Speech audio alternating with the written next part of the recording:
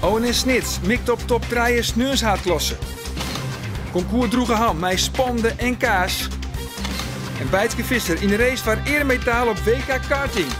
Dit is de sport in Boppenslag van Manje 4 september.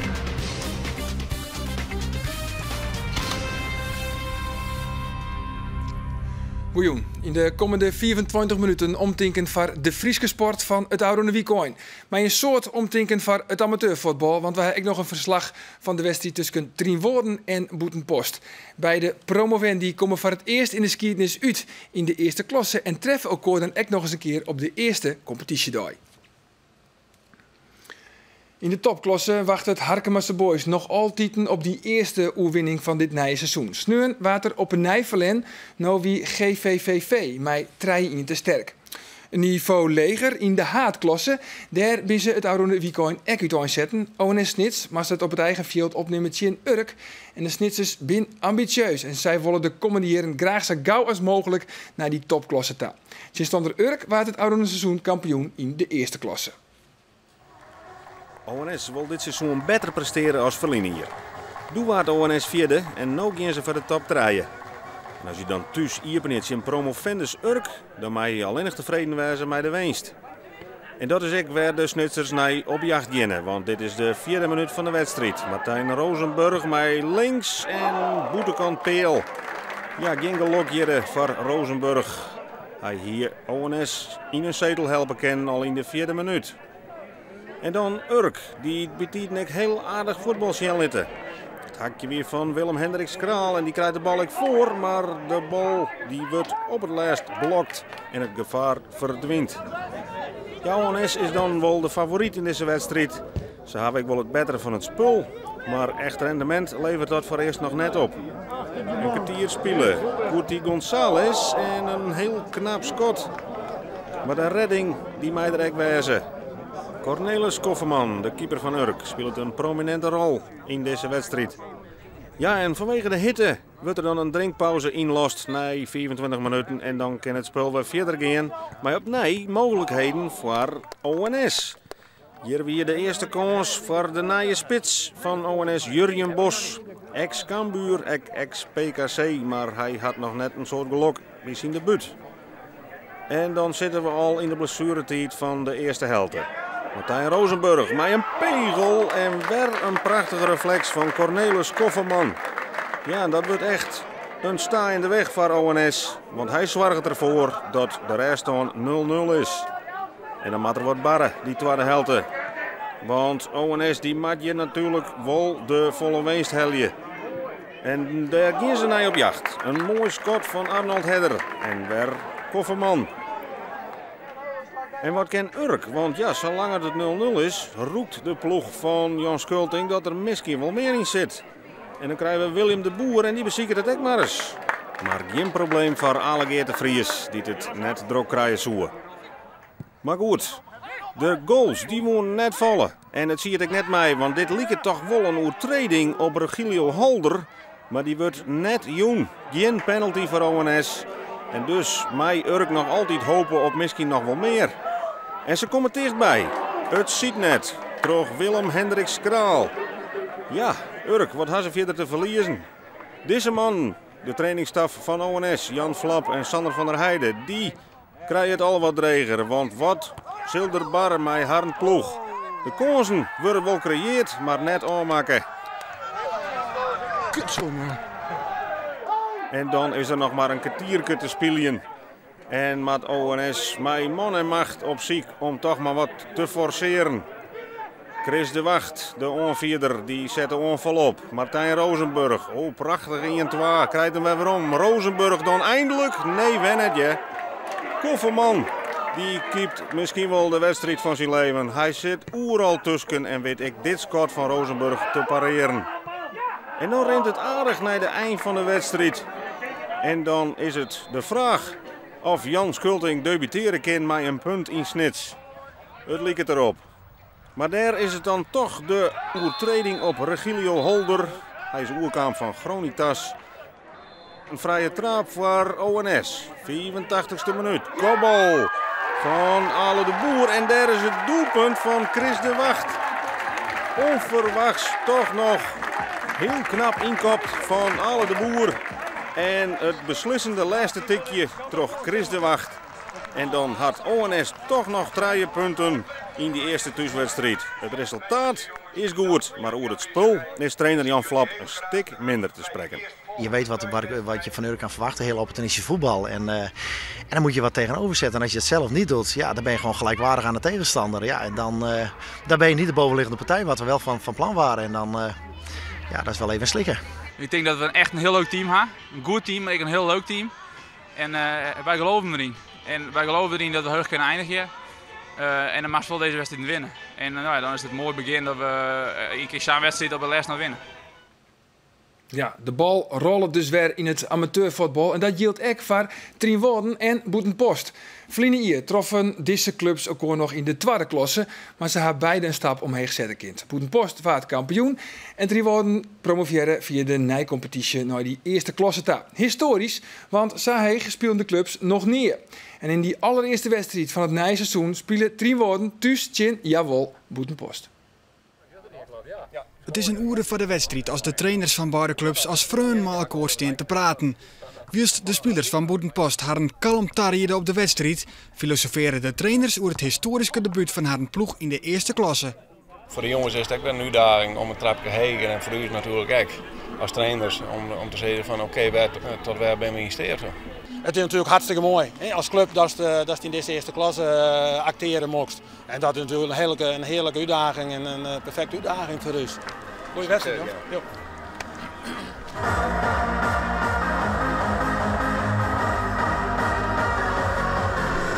Hoe bijzonder is het een beetje de eerste wedstrijd in de eerste klasse?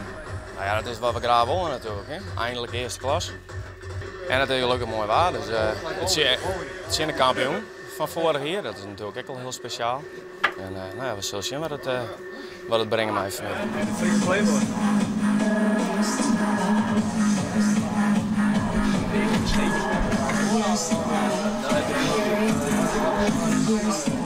Hoe bijzonder is het dat je hem even met je eerste klasse voetballen?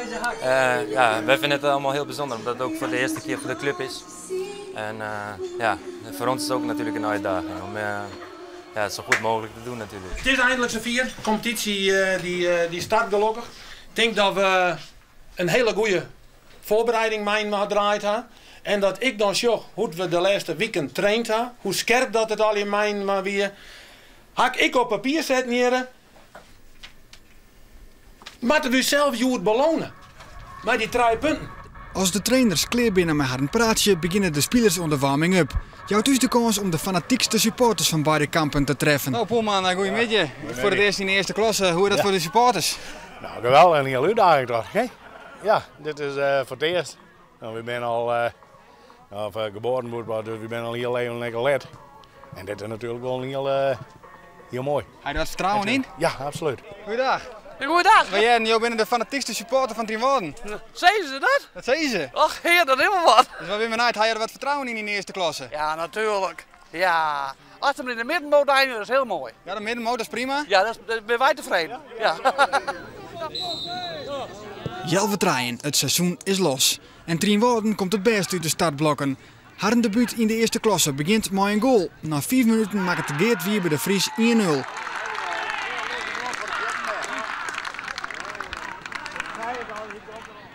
En een kwartier later is het alweer raak. Verder door Kingma zet goed terug en maakt het 2-0.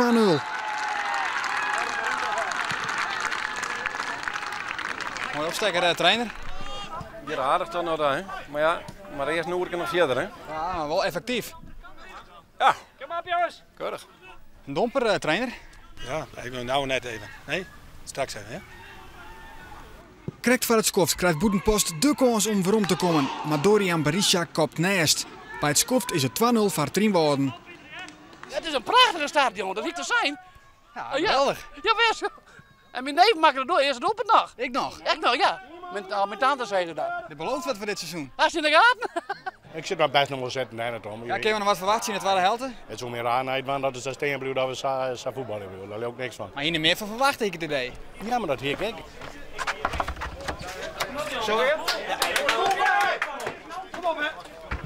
Ik ben tot nog toe dik tevreden. Als we de organisatie zo horen kennen als de eerste helft, dan is er niks van de hand. Hannes, wat had je in een man zijn?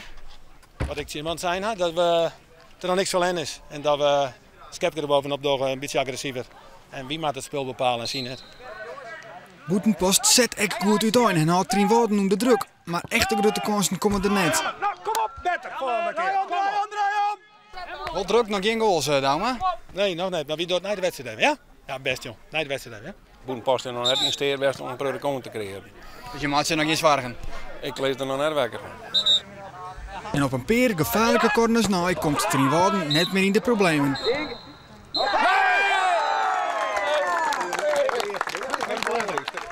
Mooie punten in de eerste klasse. Hartstikke goed, mooi beginnen. Ja, ben je tevreden? Ik ben heel tevreden. Ja, het is nou uit Google en opnieuw beginnen. Nee, week alweer ertussen en dan beginnen wij. Gefeliciteerd, jong. Gefeliciteerd, jong. Dan komt nog een heel seizoen. Ja, er zijn nog 25 wedstrijden. We wanhopen net, ja. En we hebben hier een hele goede alleer hand, denk ik. Een mooie debuut in de eerste klasse. Ja, daarom. Dus we maken allemaal wat onder thee. Of iets maar een B. Dat ken ik. Geniet ervan. Dankjewel. Nou, nog een paar berichten, want de blessure van Turner Epke Zonderland van het schouder valt mooi. Dat had Joert Bliekendien uit een MRI-scan.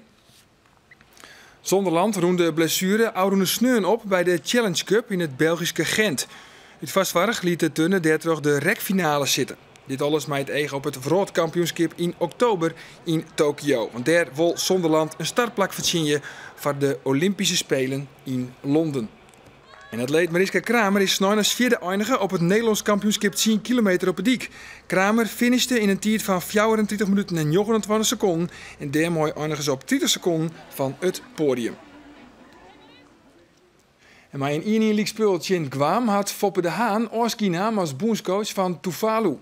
Toch dit league eindigde Tuvalu op de Pacific Games als vierde in een pool van 6. De hele finales bleven league 4 boeten bereik. Hier is sport dan, want Oude Sneun, wie werd het concours Hippiek in Droegeham? Alweer voor de 22e keer. Het concours is het grootste in Friesland, dus er kwamen weer een heel soort hienste liefhebbers naar Droegeham toe. En wij wie in direct benam voor de nationale kampioenschappen in de verskate rubrieken. Het concours Hippiek in Droegeham is een van de grotere concoursen in Friesland. Maar een heel soort rubrieken, hinders en mensen die dat volgje willen. En met dit hier maar liefst 4 nationale kampioenschappen. Nou hebben wij net de meeste verstand van hinders, dus is zaakkundige Henk Dijkstra er. Hij weet echt alles van de rubrieken en is ik op alle concoursen aanwezig. Met hem besjuggen we de NK's. Te beginnen met het NK 2-span Friescross concours-wijn. Henk, wat is dat? Wat zei het eigenlijk toch? Friese hinders, 2 steeks voor een concours ontspant. En degene die het mooist rennen en tuigen, die worden kampioen. Het moet zo wezen dat op het ideale moment maar ze eigenlijk van de zijkant al eigenlijk 1 hinderrennen zijn. En net met waar. Dat de bewegingen synchroon binnen. We bezieken het te zijn, maar wij vinden ze al jaar mooi. Gelukkig is er een jury die het volle beter zucht. En uiteindelijk is het Peter van Venen die het met Lico en Itze de nationale titel binnenhelpt. Nou, vanaf het moment dat ze eigenlijk binnenkwamen, waren ze eigenlijk in mijn eigen de beste. Prachtig mooi beeld, continu. Eigenlijk zo goed als foutleers. Misschien op een korte zijde een keer iemand die het even bijsprong, maar dat wie krijgt boeten het gezichtsveld van de jury. Ja, en dan rest er eigenlijk een bekeken koers en dan pakt het Oranje Lint. Dan gauw naar het NK Tandem Hackneys. Hackney van oorsprong een Engels cross. Het ros eigenlijk werd de Engelse adel die dat ros eigenlijk vakte op snijn, maar de showring ging. En daarom met name in een tandem, want daar gaat het hier dan over het deftigste, het meest, vaak het juiste hinder dat er aan voorop. Die moest imponeren, die moest de concurrentie, zeg maar, of de kennissenkring even imponeren. Henk tipt Jan Kennis, met Reed Hills Dancing Queen en Domingo. En ja, de jury is het mooie mies. Die hinders zijn al aardig op leeftijd en die hebben zo volle routine dat die zijn eigenlijk nauwelijks meer beïnvloedbaar voor de omstandigheden. Vlaggen, muziek, concurrentie, lawaai van de kant, maken die ponies van Jan Kennis eigenlijk niks uit. Die rennen gewoon, die marcheren, dan onbedriegen eigenlijk naar de beest. En dan een heel wichtige, het NK Dekhingsten Friescross in je span. Nou, de houding, het front, hoe het er binnenkomt en natuurlijk de beweging. Met name het gebruik van het achterbeen, want daar zit een motor. Maar ik eerder heel royaal en elastisch in zijn voorhoorn en beweegt er. Ja, zat het jet eigenlijk, maar dat maakt straks maar even zien. Ja, ik hier toch gewust best werk. Maar het wordt spannend. Wordt het tussen Age Okkema? Wordt het Kai Sielstra? Of giet Emmy de Jong er met de nationale titel van terug? Het is een spannend verhaal.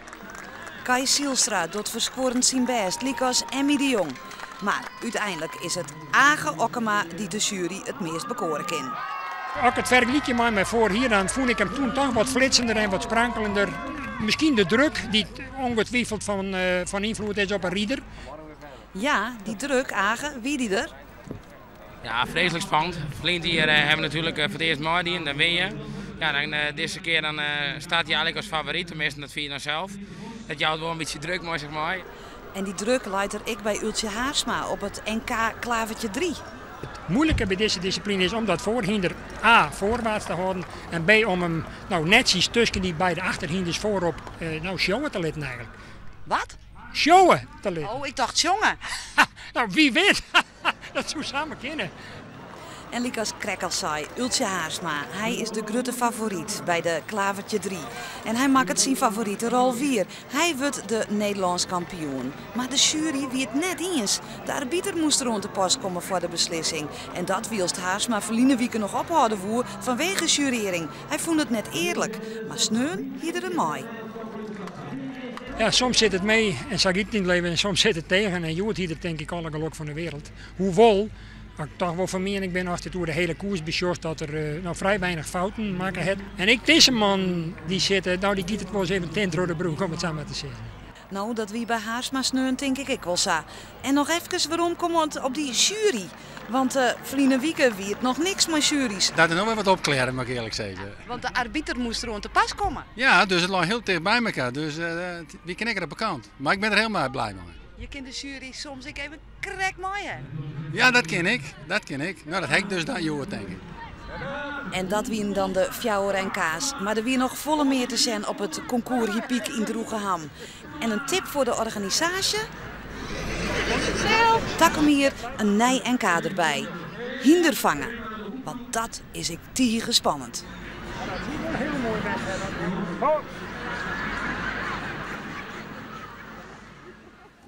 En ze hebben nog altijd net. Daarom een weekend wie het wereldkampioenschap karting in het Belgische Genk. En daar kwamen 2 Friese topfavorieten in actie. Nick de Vries en Bijtske Visser. Beiden komen uit in de zwaarste klassen bij het karten. Bijtske is trouwens een famke van 6 jaar.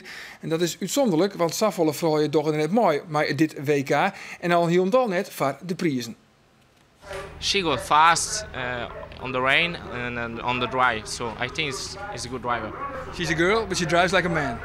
Yes, she can win for sure the World Cup. Wat zit de tactiek wezen? Gas geven. In de brood van de ronkende motoren is Bijtske Visser een witte raaf. Want zo vaak komt het net voor dat een famke meedoet aan het WK karting. En het is heel dol uitzonderlijk dat een famke mooi draait in de wereldtop van het karten.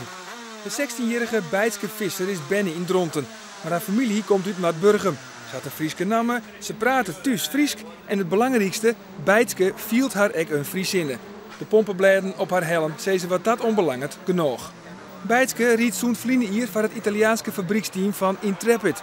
Ze is voor het karten meer dan 30 weken per jaar onderwijs en wordt zien als een geweldig groot talent. Het is meer drive, denk ik, dan puur talent. Je moet trotsheidsvermogen hebben, je moet aardigheid om het te doen. En dat zie ik wel vrij gauw in de gaten dat dat goed weer. Want als begint zijn famke net op 4 uur hier te zeuren van ik wil een kat hebben, De Italianen hebben hege verwachtings van Bijtske en op nota maken ze dat alle jaar weer. Bijtske had een eigen monteur, Manuel Herrera. En hij moet ervoor zorgen dat de kart in optima forma is. En Manuel komt superlatieven te kwad om de kwaliteiten van Bijtske te omschrijven. She's really good. She's young, is intelligent. She's improving all the season. She can win for sure the World Cup. So her big dream is driving in the Formula 1. Is it possible? Bijtske Visser, the first lady in the Formula 1? I think it's possible. Maybe it's too early to talk about that, but I think it's possible. She has the talent, for sure. Safier is het nog net. Eerst zit er nog een training op het programma. Bijtske en haar iPad binnen op deze morgen net van elkaar te skiën. Bijtske wil continu op een hichte blijven van de trainingstijden van haar concurrenten. En om 9 uur dan gaat ze zelfs de baan op. Bijtske had nummer 54 in het blauw. En op het rechte eind had de karts een maximum snelheid van zo'n 160 kilometer in het uur. Als ze weer waarom is het waar omslaan. Wie het eerst nog droeg, nou valt het wetter werkelijk met bakken tegelijk uit de loft. En dat zorgt voor lichte paniek, want dat betekent dat de nieuwe kart in zo'n hasten kleermaker worden moet voor de nieuwe omstandigheden. Er is nog een helm met pompenbladen op dit WK en die helm jet bij Nick de Vries van Snits, het talent uit de stal van McLaren. De 15-jarige Nick de Vries is de regerend wereldkampioen in zijn eigen klasse en wil maar één ding, die titel prolongeer je. Nou, iedereen heeft kans natuurlijk en we werken er allemaal hard voor en dan, aan het eind van het kampioenschap kijken we wie de meeste punten heeft en wie het beste heeft gedaan.